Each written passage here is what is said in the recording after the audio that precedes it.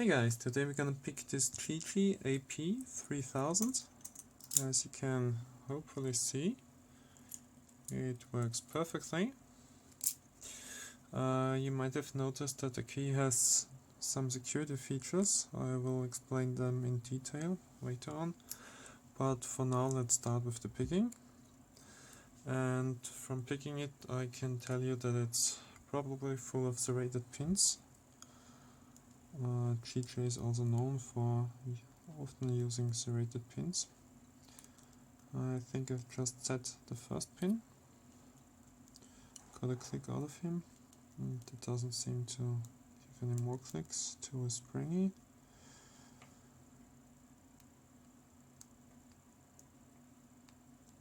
Three is springy. Give me just a moment, it probably should refocus the camera.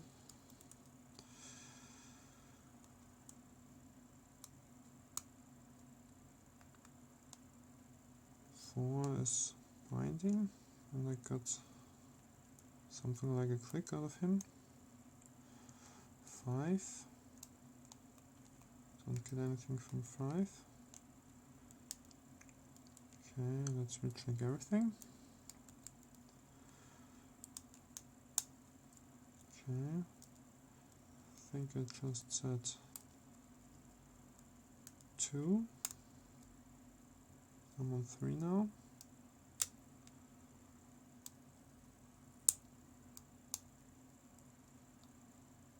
Okay, I'm on 4 now. Maybe he will give me another click.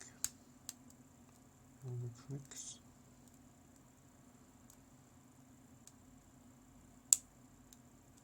I'm rechecking 2 and 3 now. Or maybe I should test 5, just in case.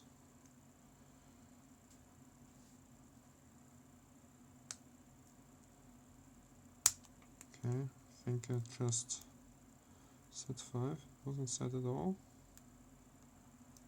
So, back to 2 is still set. Back to 3. Okay, and we've got an open. So, you might wonder what's this grey thing around this lock. It's just a grip tape, because the round cylinder tends to slip in my hand. Anyway, let's get it, and I will explain the details of the features of this key to you. So, what do we need? Maybe this way.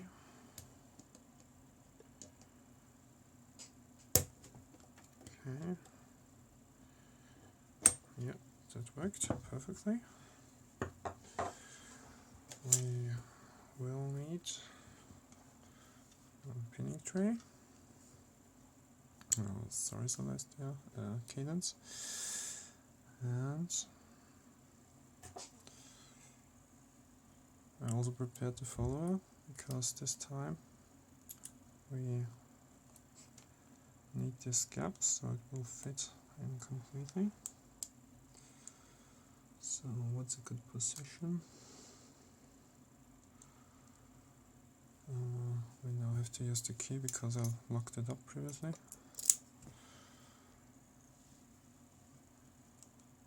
And I think, oops, yeah, that way should work.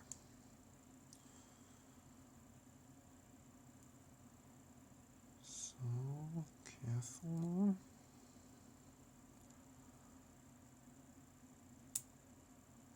Okay.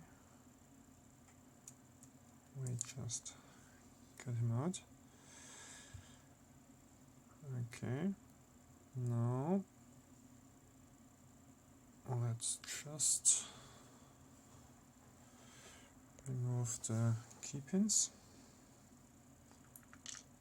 Standard, standard, standard.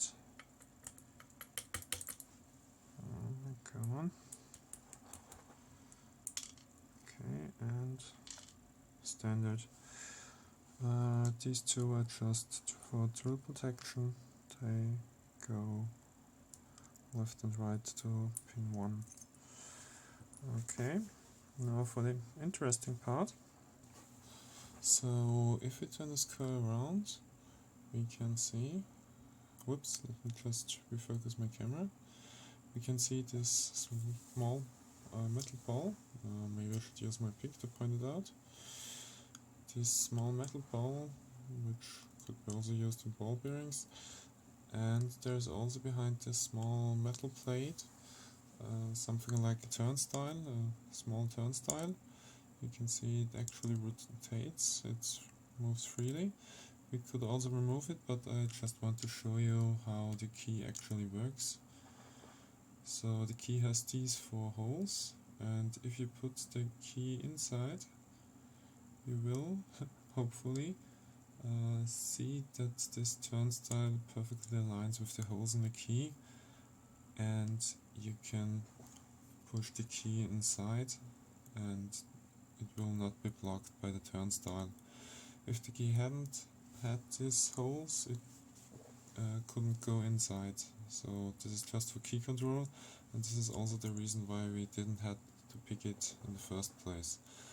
The second thing I want to show you is that the key actually is thinner at the tip, and this is controlled by the metal ball I've shown you previously.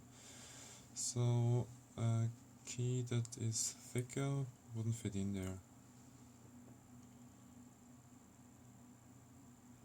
Yeah, I can show you this turnstile here. Hope you can see it.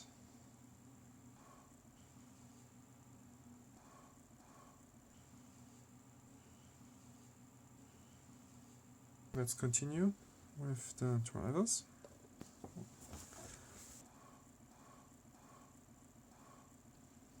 And let's have a look what they look like.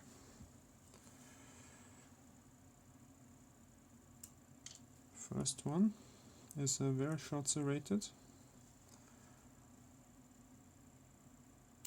Second one is a standard. Third one, serrated. Fourth one, serrated. And fifth one is also serrated, it's just a little shorter.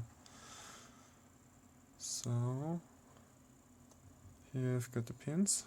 I think it's a very interesting lock. Hope you enjoyed it. I think it might be one of the most exciting locks I've ever picked. Thanks for watching. See you around.